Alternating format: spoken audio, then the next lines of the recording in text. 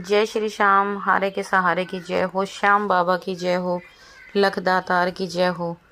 दोस्तों, उम्मीद करती हूँ श्याम बाबा के आशीर्वाद से, श्याम बाबा की कृपा से आप और आपका परिवार सुरक्षित हो, ठीक हो और श्याम बाबा की कृपा हमेशा अपने भक्तों पर ऐसे ही बनी रहे। बाबा श्याम हमेशा अपने भक्तों का ऐसे ही कल्याण करते रहें। तो दोस्तों, आज एक ऐसी महिला की कहानी सुनाने जा रही हूँ जिसे सुनकर आपका बाबा श्याम के प्रति विश्वास और ज़्यादा बढ़ जाएगा। आज की जो सत्य कहानी है वो रेखा जी की कहानी है, जो मुजफ्फरनगर के रहने वाली हैं। तो चलिए, कहानी को शुरू करने से पहले जो लोग हमारे वीडियोस को देख रहे हैं, जो नए लोग जुड़ रहे हैं, सबसे पहले वो हमारे चैनल को सब्सक्राइब कर बेल आइकन को ज़रूर प्रेस कर ले, क्योंकि हम अपने चैनल पर लेकर आते हैं ऐसी श्याम बाबा की सत्य कहानियाँ, श्याम बाबा के चमत्कार, बाबा श्याम के अनुभव, जो आप सभी लोगों के साथ शेयर करते हैं। और हमारे वीडियोस को ज़्यादा से ज़्यादा शेयर करें ताकि और भी लोगों तक बाबा श्याम की चमत्कार पहुँचे, बाबा श्याम की जानकारी पहुँचे, बाबा श्याम से और भी लोग जुड़ सकें। तो आज की जो कहानी है वो रेखा जी की कहानी है, जो मुजफ्फरनगर की रहने वाली हैं। रेखा जी के 4 बच्चे हैं, 3 बेटियां और 1 बेटा है। अब उनकी जो सबसे छोटी वाली बेटी है वो घर में सबकी लाडली है। रेखा जी की शादी को करीब 8 साल बीत चुके हैं और रेखा जी के जो हस्बैंड हैं वो किसी कंपनी में जॉब करते हैं और रेखा जी हाउसवाइफ हैं। वो अपने बच्चों का पालन पोषण करती हैं, अपना घर में अपना कोई सूट वगैरह अपना सिल लेती हैं, जिससे अपना घर का गुजारा हो सके, क्योंकि वो एक मिडिल क्लास से हैं, ना ज़्यादा हाई क्लास है ना ज़्यादा लो, मतलब मीडियम परिवार से बिलोंग करती हैं। रेखा जी बताती हैं उन्होंने अपनी ज़िंदगी में बहुत ज़्यादा दुख देखे, बहुत ज़्यादा तकलीफ़ें देखी, इतनी ज़्यादा परेशानियों का सामना करना पड़ा। उनके हस्बैंड को कहीं भी जॉब भी नहीं मिल रही थी, इतने ज़्यादा परेशान। उन्होंने कहीं से पैसे देने लगा के, किसी से कहकर दलाल के थ्रू उन्होंने अपने हस्बैंड की जॉब लगवाई, वो भी प्राइवेट जॉब। पर ये है कि उनका गुजारे लायक उनकी जॉब लग गई, ठीक से अपने परिवार को देख सकें, पालन पोषण कर सकें। लेकिन वहीं रेखा जी भी अपने परिवार के लिए, अपने हस्बैंड की हेल्प करने के लिए घर में कुछ ना कुछ अपना करती रहती हैं। अब जब कोई गरीब परिवार हो और उसके सिर पर 3-3 बेटियों का भार हो और 1 बेटा हो, 4-4 बच्चे हो, तो आप सोचो उनका क्या हाल होता होगा। अब यहीं उनको भी यही दिन रात टेंशन रहती थी कि 3-3 बेटियां हैं, 3 बेटियों का कैसी शादी ब्याह होगी, कैसे विवाह नहीं होगा, समझ नहीं आता। बहुत ज़्यादा परेशान रहने लगे। अब जो उनकी बड़ी वाली लड़की थी वो शादी लायक हो गई, उसके लिए उन्होंने रिश्ता ढूंढना शुरू कर दिया। पर आजकल आपको पता, जो दहेज के लालची लोग होते हैं, वो कहते हैं ना बेटियां बोझ नहीं होती, लेकिन जो दहेज के लालची लोग होते हैं वो बेटियों को बोझ बना देते हैं।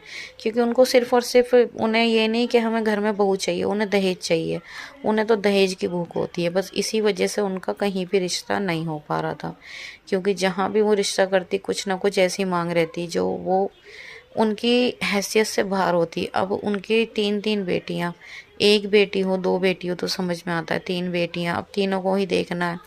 अब उनको यही नहीं समझ आ रहा था कि आखिर वो करें तो करे क्या। तो ऐसे ही वो एक दिन फ़ोन देख रही थी, श्याम बाबा की चमत्कार सुन रही थी। उनके सामने एक ऐसी चमत्कार की वीडियो आई। उन्होंने बाबा श्याम के चमत्कार की 1 वीडियो सुनी, 2 वीडियो सुनी, 3 वीडियो सुनी। उन्हें बहुत अच्छा लगा, बहुत दिल को सुकून मिला। रेखा जी बताती हैं मुझे इतना अच्छा लगा, फिर उन्होंने ऐसे धीरे धीरे बाबा की रोज़ वीडियो देखनी शुरू कर दी। फिर उन्होंने भी सोचा कि हमें भी श्याम बाबा के दरबार जाना चाहिए, तो वो भी श्याम बाबा के दरबार गए, अपने परिवार के साथ, अपने बच्चों के साथ श्याम बाबा के दरबार पहुंची और बाबा श्याम से उन्होंने रो रो कर अर्जी लगाई। जब वो श्याम बाबा के दर्शनों के बाद अपने घर लौटी, घर लौटने के करीब 15 दिन बाद उनके पास खुद एक अच्छे घर से उनकी बेटी के लिए रिश्ते के लिए फ़ोन आया। और जिस घर में उनकी बेटी का रिश्ता हुआ वो उनकी हैसियत से भी ज़्यादा था। उन्होंने कभी सपने में भी नहीं सोचा था कि उनकी बेटी का इतना अच्छा रिश्ता आएगा। और सबसे बड़ी चीज़, उनकी 1 रुपए की भी मांग नहीं थी। उन्होंने कहा सिर्फ हमें लड़की चाहिए और कुछ नहीं चाहिए। तो श्याम बाबा के दरबार से आने के 15 दिन बाद उनकी बेटी का रिश्ता तय हुआ, सारे काम अच्छे से हुए। जैसा भी रेखा जी से हुआ उन्होंने अपना अच्छे से, फिर भी वो कहते हैं ना बेटी वाले तो होते हैं, फिर भी जितना उनसे होता है अपनी बेटी के लिए वो करते हैं। उन्होंने अच्छे से धूमधाम से शादी करी। बाबा श्याम को धन्यवाद करा। बाबा श्याम के फिर से दर्शन करके आए। उन्होंने श्याम बाबा को बहुत ज़्यादा धन्यवाद किया। श्याम बाबा की कृपा से उनकी बेटी की शादी में किसी भी चीज़ की कोई कमी नहीं रही और अच्छे से सारे काम निपटे। शादी ब्याह बहुत बढ़िया हुआ, उनकी उम्मीद से भी ज़्यादा हुआ। फिर होता क्या है, एक दिन उनकी जो छोटी वाली बेटी जिसकी मैंने अभी पहले बात की थी, छोटी बेटी घर में सबसे ज़्यादा लाडली होती है, वो 7 साल की होती है। अब छोटी थी, नोटी थी, तो इस वजह से वो अपने घर की छत पर वो एक दिन खेल रही थी शाम के टाइम।